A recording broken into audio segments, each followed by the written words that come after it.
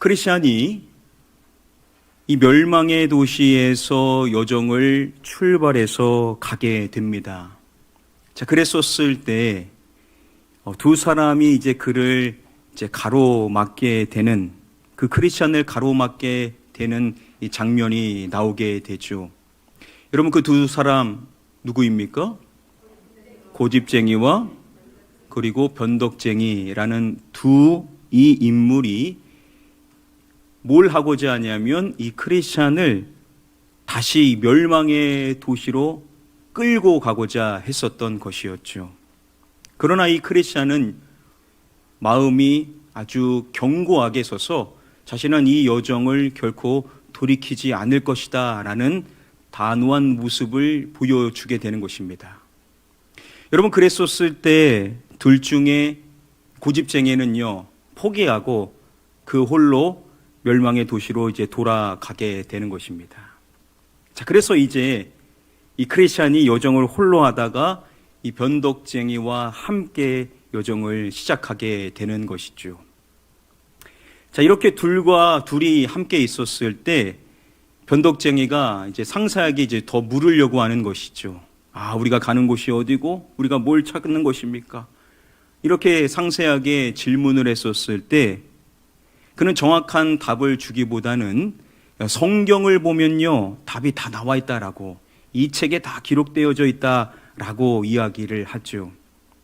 그러나 그는 빨리 답을 듣고 싶으니까 거기에 뭐가 기록되어져 있는지에 대하여서 그에게 묻는 것입니다. 원작의 내용을 살펴보면요, 영원한 나라에 머물며 변함없는 생명을 누리게 됩니다. 거기서 죽음을 맛보지 않고 한없이 살게 되죠. 변덕쟁이는 거듭 재촉했다. 그래서요? 그 밖에는 또 뭐가 있죠? 크리스찬이 이제 말해주는 것이죠. 영원한 나라, 변함없는 생명을 누리게 되고 또 죽음을 맛보지 않는 영생의 삶을 이제 살게 될 것에 대하여서 이야기를 하는 것입니다. 이런 이야기를 듣자 변덕쟁이는 막 신나가지고 또 뭐가 있냐고, 또 우리가 뭘 얻을 수 있냐라고 질문을 하는 것이죠. 영광의 면류관을 받고 해처럼 환하게 빛나는 옷을 입게 됩니다. 와, 멋지군요. 그 다음은요, 울부짖을 일도 없고 괴로워할 것도 없습니다. 그곳의 주인이신 분이 우리 눈에서 모든 눈물을 닦아 주실 것이기 때문입니다. 그곳에서 이제 영광의 면류관을 받게 되고 또 빛나는 옷을 입게 될 것이다 라는 것을 이야기를 해줍니다. 그리고 또 말해주는 것이 그곳에는 이제 우리가 울 일이 없고 괴로워할 일이 없다라고, 우리의 주인 되신 예수 그리스도께서 우리의 모든 눈물을 닦아 주시게 되실 것이다 라는 이야기도 해주는 것이죠. 그리고 또 말합니다. 스랍과 그룹 그리고 바라보기만 해도 눈부신 이들과 더불어 지낼 겁니다. 앞서서 그 나라에 들어간 수많은 이들과 만나게 될 테고요. 자, 바라보기만 해도 눈부신 존재들, 바로 천사들을 말하는 것입니다. 우리가 그곳에서 이제 천사들과 함께 더불어 살게 될 것이고, 그리고 앞서 천국에 들어간 사람들과 우리가 다시 이제 만나게 된다라는 것도 이야기를 해주는 것입니다. 자, 이런 이야기를 듣자 이제 변덕쟁이가 반응을 보이는 것입니다. 듣고 있으니 가슴이 뜁니다. 그런데 이처럼 엄청난 축복을 정말 누구나 누릴 수 있을까요? 그럴 만한 자격을 갖추려면 무슨 일을 해야 할까요? 이 놀라운 약속들에 대한 주인공이 아무나 될 수가 있느냐, 누구든지 그러한 은혜를 입을 수 있는지 이 변덕쟁이가 궁금한 것이죠. 뭔가 자격이 있어야 되는 거 아닙니까? 라고 인간이 가져야 될 의가 있지 않겠습니까? 라는 식으로 질문을 하는 것이겠죠. 자, 그러자 이제 크리스천이 답을 해줍니다. 그곳을 다스리시는 주님은 이 책에 다 누구든지 진심으로 그 선물을 받고 싶어 하면 아무 조건 없이 거저 주시겠다고 적어 놓으셨어요. 이 책을 기록하신 주님께서는 누구든지 그것을 진정으로 받기를 원하는 누구든지 아무런 조건 없이 은혜로 그것을 다 주신다라고 약속해 주셨다라는 점에 대하여서 이야기를 해주는 것입니다. 우리는 자격이 없어도 은혜로 이 모든 것들을 이제 누릴 수가 있다라는 것이겠죠. 이런 얘기를 들을 수 있어서 얼마나 기쁜지 모르겠습니다. 자, 서두릅시다. 변덕쟁이가 재촉했다. 등에 짊어진 짐 때문에 마음만큼 빨리 걷기가 어렵군요. 크리스천이 대꾸했다. 자, 이 이야기들을 듣자 이 변덕쟁이는요, 신나가지고 빨리 가자라고 재촉하면서 서둘러 가자라고 이야기를 하는 것입니다. 그런데 이 크리스천의 경우는요, 이 등에 짐이 있다 보니까 자신이 원하는 것만큼 빨리 가기가 힘들다라고 고백을 하는 것이죠. 그 둘의 뒷모습을 보면 이렇게 차이가 있는 것을 확인해 볼 수가 있습니다. 만화로 읽는 철로 역정을 보면요, 챕터가 있는데 여기까지가 이제 첫 번째 챕터로 구분되어져 있습니다. 즉 크리스찬이 여정을 시작했고 그 여정 가운데 만나는 사람이 있었는데 변덕쟁이와 여정을 함께 하면서 기뻐하는 마음으로 이야기를 나누면서 함께 하고 있는 그 챕터에서 이제 첫 번째 이야기가 맺어지는 것으로 구성을 하고 있습니다. 철로역정 영화 가운데 2017년도에 나온 영화가 있습니다. 이 영화의 특징은요, 이 뮤지컬 형식을 하고 있다는 겁니다. 그래서 인물들이 갑자기 이제 노래를 함으로써 자신들의 감정을 대변하고 있는 장면들이 있는데요. 자, 여기에서의 장면을 한번 준비된 영상을 함께 보시도록 하겠습니다. Now as Pilgrim and his neighbor walked, of heavenly things they gladly talked. I'm eager for you to tell me more of all the good things we have in store.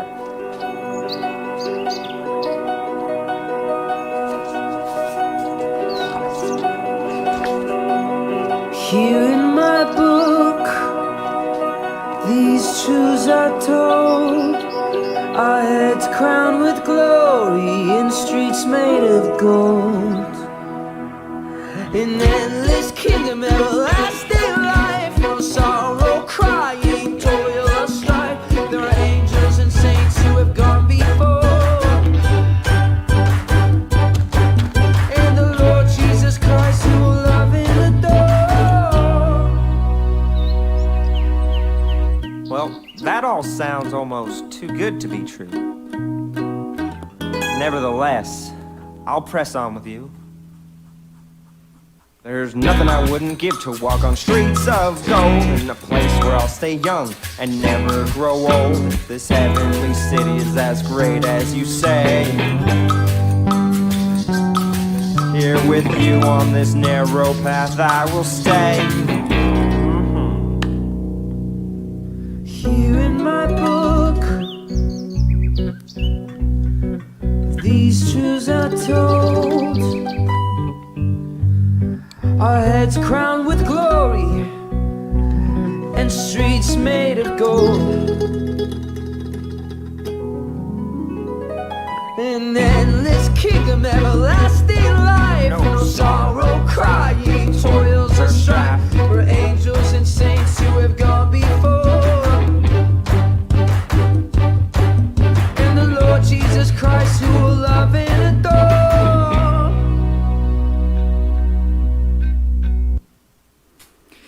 자, 이렇게 즐거워하면서 두 사람이 함께 여정을 하는 것이죠. 자, 그리고 이제 원작의 내용은 이렇게 이어지게 됩니다. 꿈에서 보니 대화를 마무리 지을 때쯤 두 나그네는 계곡 한복판에 자리 잡은 진흙수렁이 여관에 다가서고 있었다. 아무 생각 없이 걷고 있던 크리스찬과 변덕쟁이는 순식간에 늪에 빠져들고 말았다. 구렁텅이의 이름은 낙담이었다. 진창에서 허우적거리느라 둘은 머리끝까지 진흙을 뒤집었었다. 크리스찬은 등짐에 온몸을 찍어 누르는 바람에 차츰 바닥으로 가라앉기 시작했다. 이 두 사람이 함께 하는 가운데 이 진흙 수렁이 어간에 다가가게 되었었던 것입니다. 그런데 이들이 부주의함으로 인하여서 둘 모두가 늪에 빠져버리게 되었었던 것이죠. 둘 다 위험하지만 그 가운데 누가 더 위험하겠습니까? 크리스찬이 등에 짐이 너무 무겁다 보니까 서서히 가라앉기 시작했었던 것입니다. 크리스찬 씨, 이제 어떡하죠? 솔직히 나도 잘 모르겠어요. 크리스찬의 대답에 분통이 터진 변덕쟁이는 노기가 어린 목소리로 쏘아붙였다. 같이 걸어오는 내내 얘기했던 행복한 삶이라는 게 고작 이 꼴이란 말이요. 길을 떠나자마자 이처럼 험악한 사태에 맞닥뜨린다면 남은 여정이나 목적지에서 겪게 될 일은 더 말해 무엇하겠소. 살아서 이 늪을 빠져나가던 그 멋지다는 나라에는 댁 혼자 가시구려. 난 이쯤에서 간두겠소. 변덕쟁이가 크리스찬에게 어떻게 해야 되냐라고 물었었을 때 크리스찬도 어떻게 해야 될지를 몰랐었던 것이죠. 자, 그랬었을 때 변덕쟁이가 분통을 터뜨리면서 화가 잔뜩 나서 말하는 것입니다. 이제 막 여정을 시작하는데 그동안 말했었던 그 좋은 것은 어디 갔고 시작부터 이러한 일이 일어날 수가 있냐라고 따지듯이 쏘아붙이며 말했었던 것이죠. 그러면서 말하는 것입니다. 이 멋지다라고 말했었던 그 나라 댁이나 혼자 가라는 겁니다. 나는 이쯤에서 간두겠다라고 이 여정을 나는 끝내겠다라고 단호하게 이야기를 하는 것이죠. 그리고는 몇 차례 젖먹던 힘까지 다해 발버둥을 친 끝에 간신히 진창에서 벗어나 멸망의 도시 쪽 기슭에 닿았다. 무트로 올라간 변덕쟁이는 뒤도 돌아보지 않고 사라져 버렸으며 다시는 크리스찬 앞에 모습을 드러내지 않았다. 변덕쟁이는 짐이 무겁지 않다 보니 먼저 나올 수가 있었던 것이죠. 그리고 그가 말했던 대로 그 여정을 끝냈었던 것이죠.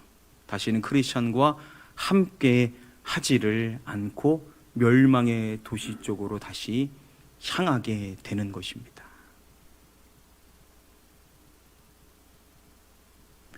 바로 이 장면에서 인용되어지게 되는 말씀이 마태복음 13장 20절과 21절의 말씀입니다. 우리 함께 말씀 한 목소리로 읽어보겠습니다. 시작. 돌밭에 부러졌다는 것은 말씀을 듣고 즉시 기쁨으로 받되 그 속에 뿌리가 없어 잠시 견디다가 말씀으로 말미암아 환난이나 박해가 일어날 때에는 곧 넘어지는 자요. 예수님께서 씨 뿌리는 자의 비유에 대한 말씀을 앞서서 해주시고 이제 설명을 하는 내용에 해당이 되죠. 예수님께서 몇 가지 종류의 밭을 말씀해 주십니까? 4가지 종류의 밭을 말씀하시는데 지금 이 말씀은 두 번째에 해당되는 내용을 이제 밝혀주는, 해설해 주시는 내용에 해당이 되죠. 그 밭이 무엇인 밭입니까? 바로 돌밭이라는 것이죠. 예수님께서 설명해 주시는 것이 이 돌밭에 부러졌다는 것은 뭘 의미하는지를 밝혀주는 것입니다. 예수님 말씀해 주십니다. 말씀을 듣고, 자, 말씀을 들었었을 때 어떻게 반응하는가? 즉시 이것함으로 받되라고 말씀을 해주시죠. 어떻게 받는다라고요? 기쁨으로 받는다라는 겁니다. 자, 말씀을 들었었을 때 즉시 그것을 이제 기쁨으로 받는다라는 것이죠. 말씀을 기쁨으로 받는 거 참 귀한 거 아니겠습니까? 그런데 마지막 내용이 무엇이냐면 이것이나 이것이 일어날 때에는 곧 넘어지는 자요 라고 말씀을 해주십니다. 두 가지 뭡니까? 환난이나 박해죠. 환난이나 박해가 일어날 때 곧 넘어지는 자라는 것이죠. 그러한 자의 마음의 상태는 어떠한 밭과 같다라고요? 돌밭과 같은 자가 그러한 자다라고 우리가 해석을 해볼 수도 있겠죠. 바로 변덕쟁이는 어떠한 자와 같냐면 바로 돌밭 같은 마음을 가진 자의 이제 대표격으로 그리고 있다라는 것이겠죠. 요정을 함께 한다라고 했었는데 예기치 못한 어려움이 생기자 그 순례의 걸음을 포기하더라는 것입니다. 자, 이러한 이 변덕쟁이는 어떠한 인물과 같냐면 세상에 대한 욕심이 많고 복음과 십자가의 고난은 피하고 싶어하는 마음을 가진 자로 우리가 생각을 해볼 수가 있겠죠.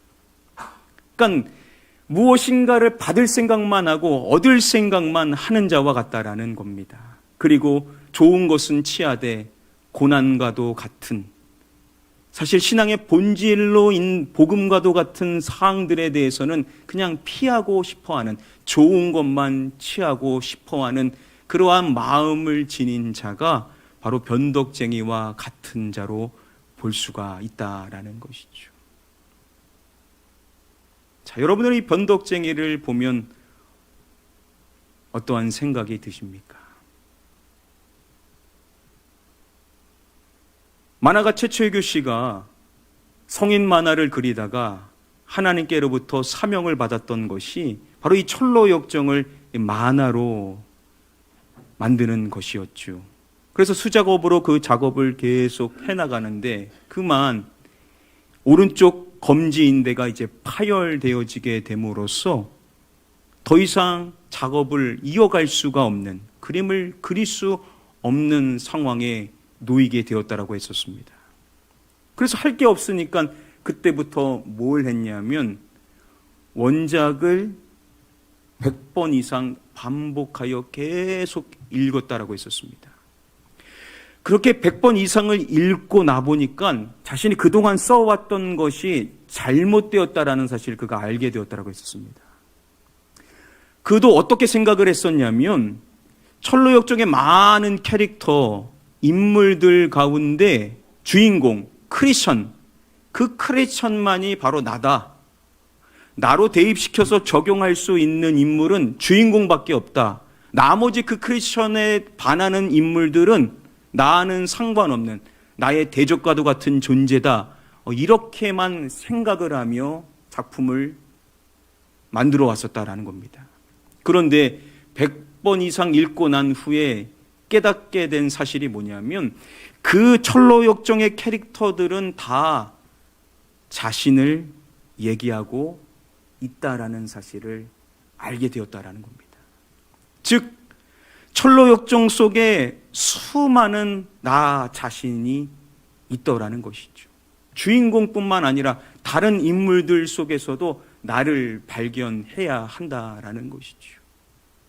그러면 이 변덕쟁이라는 인물 역시도 저와 여러분들은 그래서는 안 되겠지만 우리의 모습 역시도 이 변덕쟁이 안에서 찾을 수 있어야만 한다라는 것이죠.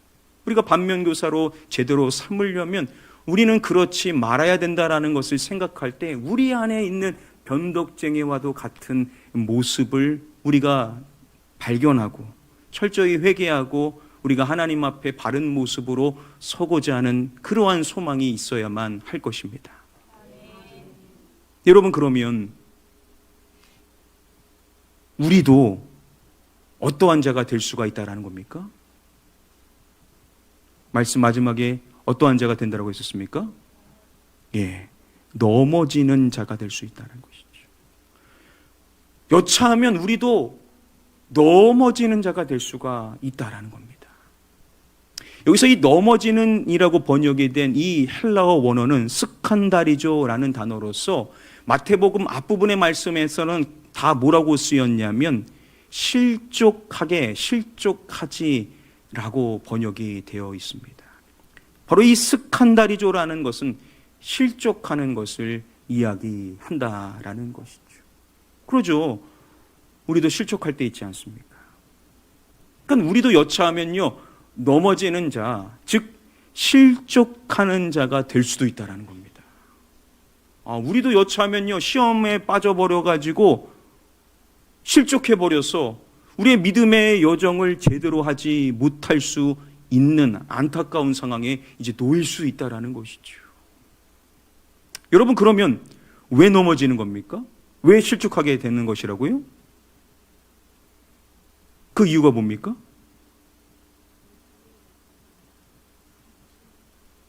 자, 우리가 그렇지 않으려면 그 원인을 바르게 규명해야만 할 것입니다. 자, 지금 이 마태복음 13장 20절 21절 말씀은 예수님이 따로 제자들에게 그 말씀에 대하여 풀어서 이야기를 해주시는 것이죠. 앞부분의 말씀에서 예수님께서 그 비유에 대한 이야기를 먼저 해 주셨습니다. 제자들뿐만 아니라 그곳에 있는 사람들에게 그 말씀을 다 얘기해 주신 것이죠.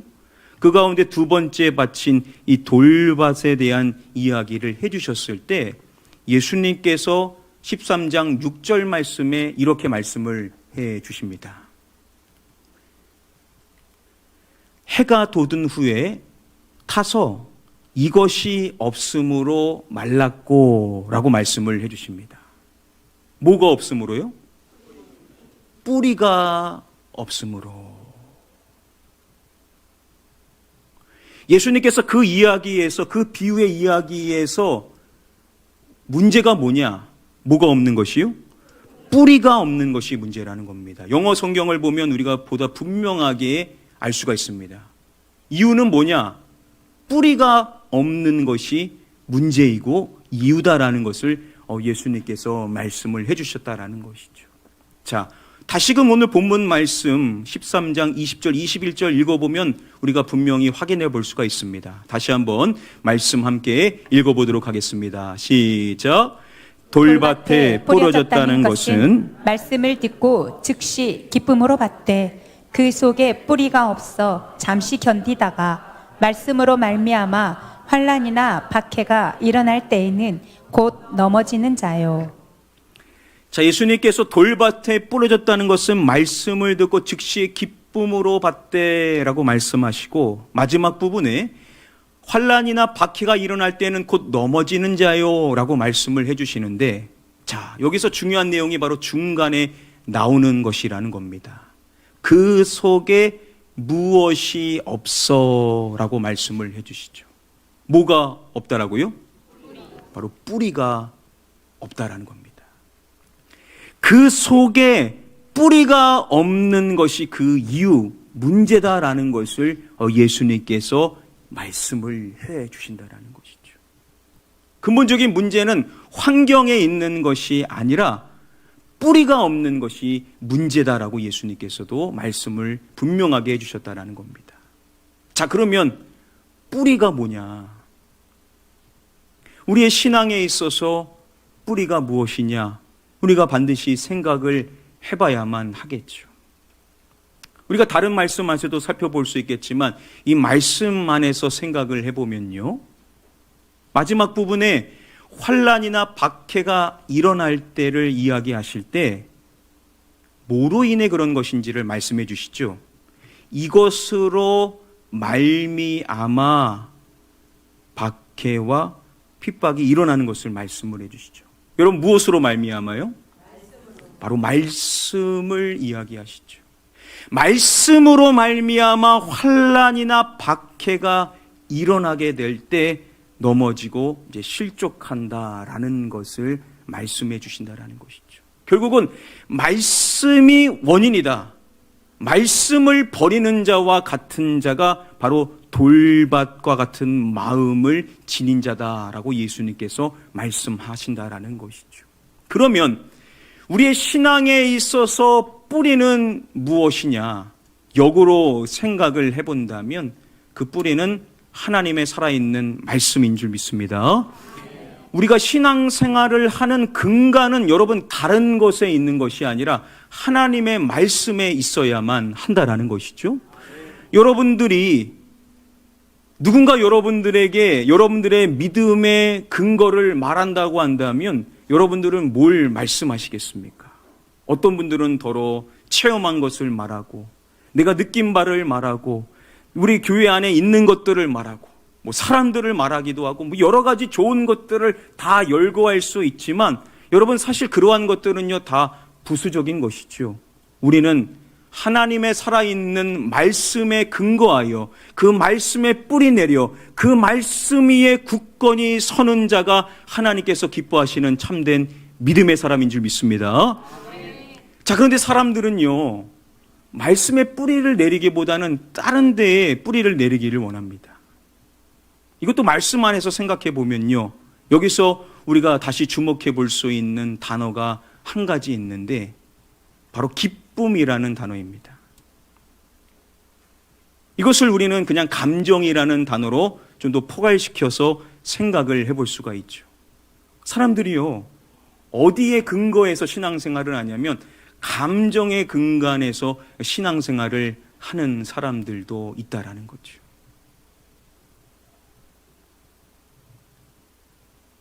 보통 새가족분들이 오시면은요 CCC에서 나온 이 사형리에 대한 내용을 함께 나눌 때가 있습니다. 그 내용을 보면요 이러한 교훈의 메시지가 있습니다. 이것에 의존하지 마십시오. 감정에 의존하지 마십시오 라는 내용이 있습니다. 믿음 생활을 할 때 감정에 의존해서는 안 됩니다 라고 말하면서 거기서 제시하는 그림이 있죠. 바로 이 다음의 그림입니다. 세 가지의 차가 있는데 맨 뒤에 있는 게 객차고 그리고 그 앞에 있는 게 연료차고 그리고 맨 앞에 있는 게 기관차입니다. 여러분 객차 물론 중요하지만 여러분 객차가 없어도 기관차는 갈 수 있습니까? 못 갑니까? 갈 수가 있다라는 것을 말하는 것입니다. 그러면서 객차를 뭐에 비유해서 말하냐면 감정이다라고 이야기를 하고 그리고 중간에 이 연료차는 믿음이다라고 말하고 그리고 기관차를 칭할 때는 사실이라는 표현을 쓰고 있습니다. 우리가 객차, 감정이 물론 따르게 되고 감정도 소중하고 하나님이 체험의 은혜를 주시기 때문에 그 감정이라는 것도 우리가 수반되는 은혜로 볼 수 있지만 그게 우리의 핵심이 되어서는 안 된다라는 것이죠. 우리의 연료, 믿음이라는 것은 사실에 근거하여 기관차를 따라서 가게 되는 것인데 사실이 뭐냐? 그 내용을 보면 이렇게 말합니다.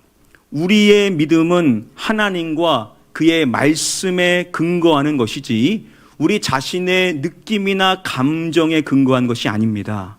그리스도인은 하나님과 그의 말씀을 믿는 믿음으로 사는 것입니다 라고 설명을 해줍니다. 자, 우리의 믿음은요 우리 자신의 느낌이나 감정에 근거한 것이 아니다라는 것이죠. 우리의 믿음은 어디에 근거한 것이냐? 하나님과 그의 무엇에 근거한 것이라고요? 바로 말씀이라는 것이죠. 우리의 신앙생활은 하나님의 말씀에 근거한 것이라는 거죠. 바로 그리스도인 저와 여러분들은 하나님과 하나님의 말씀을 믿는 믿음으로 사는 자라고 이야기를 해주는 것입니다. 즉 사실이라는 것은 하나님의 뭐라는 겁니까? 말씀이라는 것이죠. 우리의 믿음이라는 것은요 말씀에 근거해서 하는 것이지 내 감정에 따라 움직여서는 안 된다라는 겁니다. 여러분 신앙생활 하다 보면 감정 상할 일이 있습니까 없습니까? 있죠. 감정 상할 때가 있습니다. 물론 좋을 때도 많지만요. 근데 그럴 때마다 업앤다운이 심하면서 감정에 휘둘려가지고 감정의 지배를 받아서 내 감정이 좋을 때는 하나님 살아계신 것 같고 내 감정이 좋지 않을 때는 하나님 살아계시지 않은 것처럼 그러한 연약한 모습으로 신앙생활을 해서는 안 된다라는 것이죠. 인간관계 속에서 감정 상할 일이 있는데 그럴 때마다 마음 상해서 실족해서 신앙생활에 자꾸만 처져지게 되고 예배하는 것에 있어서 둔해지고 하나님의 말씀을 읽고 내가 기도 생활하고 하나님 앞에 나와 영광을 올려드리는 이 모든 것이 식어져 버린다면 어떻게 하겠냐라는 것이죠. 우리는 내 감정이 아닌 하나님의 말씀에 근거한다면 하나님의 말씀이 나에게 명하는 대로 내 마음은 내키지 않아도 내 마음은 그렇지 않아도 나는 하나님의 말씀에 순종해야 돼라고 생각하며 말씀대로 움직이는 자가 되어야만 될 줄 믿습니다. 바로 우리가 넘어지지 않으려면 실족하지 않으려면 우리는 감정이 아닌 하나님의 말씀에 근거하여 그 말씀에 뿌리를 내려 그 말씀에 굳건히 서야만 우리는 실족하지 않고 넘어지지 않고 오히려 견고한 신앙생활을 할 수 있게 될 줄 믿습니다. 말씀을 맺도록 하겠습니다. 자, 결론입니다. 오늘의 메시지는 무엇이냐? 정리하면 다음과 같습니다. 환난이나 박해와 같은 환경이 문제라기보다는 우리가 감정의 지배를 받는 것이 문제이다. 우리의 믿음은 오직 하나님의 말씀에 근거해야 한다. 우리는 우리의 감정이나 그 어떤 것이 아닌 오직 말씀 위에 굳건히 서야만 한다. 우리는 자꾸만 환경을 탓하기를 원하죠. 환경 때문에 그래. 이 문제 때문에 그래. 이 시련 때문에 그래. 이 아픔 때문에 그래. 우리가 환경을 탓하기 쉬운데 사실 그것은 본질적인 문제라고 보기는 힘들다라는 것이죠. 그것은 다 누구에게나 있다라는 것입니다. 물론 그것이 힘든 건 사실이지만요. 그러나 그것이 본질적 문제가 아니라 우리의 연약한 모습은 뭐냐? 그것에 따라 우리의 감정이 휘둘려지고 감정의 지배를 받아 감정에 따라 내 믿음까지도 자꾸만 바뀌게 되는 것이 우리의 더 연약한 문제라고 볼 수가 있다라는 것이죠. 저와 여러분들의 믿음은 다른 어떠한 것이 아닌 오직 하나님의 말씀에 근거해야만 될 줄 믿습니다.